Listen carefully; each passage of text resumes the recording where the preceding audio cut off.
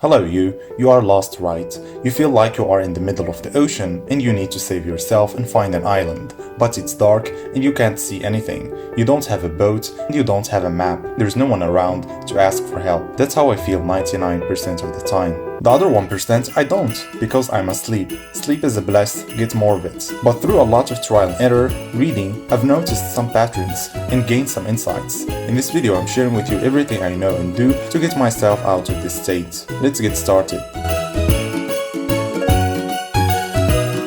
That's my first step. Don't figure out life. That's controversial, but it works. Trying to figure out your whole life in advance puts a lot of pressure on you and causes overthinking, because it's the biggest and most important decision you can make. But the problem is that you don't know, you have no idea, you are young and you don't have any experience or skills that could allow you to make a plan. Instead of worrying about a magical plan, focus on what you can do now to put yourself in a better position. When you do that, the picture will automatically get clearer and that plan will emerge. Don't make a plan, build one. When you function in this way, you release a lot of that pressure and worry and become more present and motivated by the stuff you can do now. Life comes one day at a time, because that's all you can handle. Focus 100% of your energy and time on this day you are in right now. Think about the future for just enough to figure out what to do this day. Any extra thinking would be a form of procrastination and an invitation for stress and overthinking. Be flexible and adapt to this day's circumstances. Work with the available tools and make each day count. Some people from a young age know exactly what they want to do, or at least had some interest in one field or another. But for the rest of us, we are blank. We have no idea. First thing to know is that this is normal. It's a sign of lacking experience. The solution is to stop thinking and do stuff. Anything, just experiment. Because when you do something, you get experience. And this experience is a kind of feedback to see what you like and what you don't like to do. And don't worry, these experiments are not a waste of time, because the skills you're going to gain will be transferable to the next thing you do. There are two kinds of things we do. Stuff we are super excited to do and can't live without, things we say hell yeah to. The other kind is things we do half and half. We say yes, but we are not really interested. We do it because others do it. A form of FOMO. Imagine if you cut on these yeah activities and replace them with hell yeah projects. That way you will have more time, energy and space to do things that matter and push you forward in life. If you want to learn more about this productivity hack, I recommend reading Derek Sivers' book Hell Yeah or No. Charles Munger said, "In my whole life, I have known no wise people over a broad subject matter area who didn't read all the time." Reading is not an optional activity. You need to take it more seriously. The more you read, the more creative you become. You will have more ideas and you can draw the links between them. You can get inspiration from reading biographies of successful people, and if you want to develop expertise in any domain, you have to read the technical classics that delves deeper into the subject. Reading also helps you become a better writer, which is a great skill you can leverage in any field. There is millions of reasons why you should read. Be a broad reader, read different topics and genres, and I recommend reading also blogs and tweets. There is countless gems you can find on the internet. Every skill you acquire doubles your odds of success. Scott Adams. To open more doors in life, you need a key. Your skills are this key. You can't find a cool job or build a successful business without skills. That's why Naval Ravikant said the most important skill for getting rich is becoming a perpetual learner. You should build specific knowledge, something only you can do. That way society or technology can't replace you. You should be everything. You should not define yourself just because the machine wants you to be an interchangeable part in the machine does not mean that you should be that. This is a real knife, actually. Do everything. Like the whole point of this is like, do everything. Don't box yourself in. I just bought one of these on eBay for $4,700. It's a real knife. It's called a Wenger Giant knife. Guess how much a commodity like Wenger pocket knife is. It's literally like you can go to Walmart and buy one for probably $3.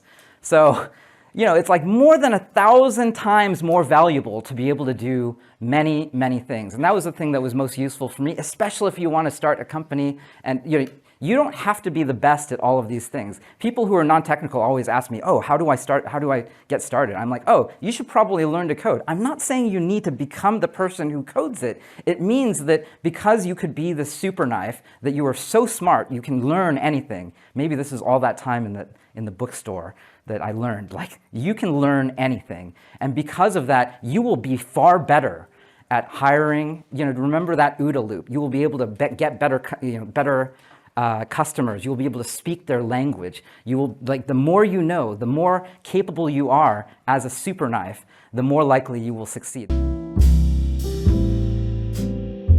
Side projects are a great way to both earn and learn. You should be always tinkering with something. Write code and create content. To show that you can do something, you need a portfolio of projects that proves your competence. Because talk is cheap. Start a YouTube channel, write a blog, code a website, the sky is the limit. Building will help you get the job you want, attract more clients, or build something that could start making money.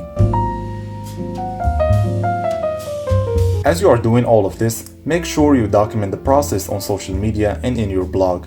Tweet, write blog posts, make videos, show people what you are learning and building. To find cool opportunities, you need to be out there, in the public. I recommend reading Show Your Work by Austin Kleon to learn more about this idea. Apply this philosophy in every aspect of your life. Studying, exercise, learning, reading, side projects, writing. Do stuff in a very basic and simple way. Don't try to be complex. Keep things clean and easy to do, to ensure consistency and results. When things are complex, we tend to procrastinate more, and therefore achieve nothing. I think people overcomplicate it. I think this whole productivity porn thing where you have these systems and these multivariable charts and three-dimensional whatevers. Those people never seem to be the people who really move the world forward, I will observe.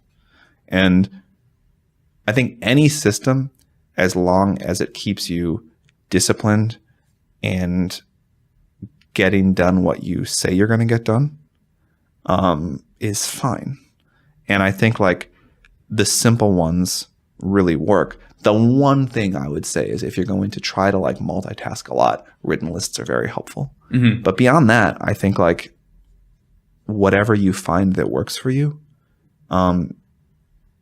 is good. And I think focus and prioritization are the keys here. Forget goals and start building systems. Goals are just short-term solutions to long-term problems. What you want is to develop habits and routines that you could follow for the rest of your life to be healthier, wealthier, and happier. You can follow a strict plan for 6 months and get 6 abs, but you will not stay shredded for the rest of your life if you have the wrong habits. James Clear said, "You do not rise to the level of your goals, you fall to the level of your systems." There is a limit to how much you can accomplish this day. Shift your focus from intensity to consistency. The real magic of compound effects start to happen when you show up every day. Laying around not doing anything serious is essential. You can't be focused and productive all day. You need a time where you can just relax and watch Friends for the billionth time. Spend your mornings productively, avoid any distraction, be strict, but late in the evening allow yourself to chill and procrastinate. Meditate, breathe deeply, take naps, walk in nature, avoid energy-draining activities or foods, sleep well, laugh a lot. To do useful things, you need a lot of energy. Make sure you get enough. Write a journal. Use pen and paper or an app. I personally use Day One. Start a timer for 5, 10 or 20 minutes and write everything that comes to your mind. Think of what you want to do today, in the next 10 years, or in your life in general. Reflect, ask yourself questions. Journaling is a great way to clear your thinking, plan, and structure your life, and stay organized. Your health is more important than anything else. You can't delay this until you're successful. It's not an option. Exercise is essential to stay clear-headed and energized to tackle the work you need to get done. Keep it simple, don't set goals or create complex fitness plans. Just move every day. Go for a walk, run, hit the gym, or do a bodyweight workout at home. The final tip for me and you is to stay cheerful and positive. The world is full of opportunities, so many things to learn and build and work on. Success is just a list of tiny tasks you get done one at a time, not a huge leap to take at once. Before you leave, I want to recommend 2 great books that inspired this video. I want you to start reading them today. There is How to Fail at Almost Everything and Still Win Big, and The Almanack of Naval Ravikant. Thanks for watching and good luck.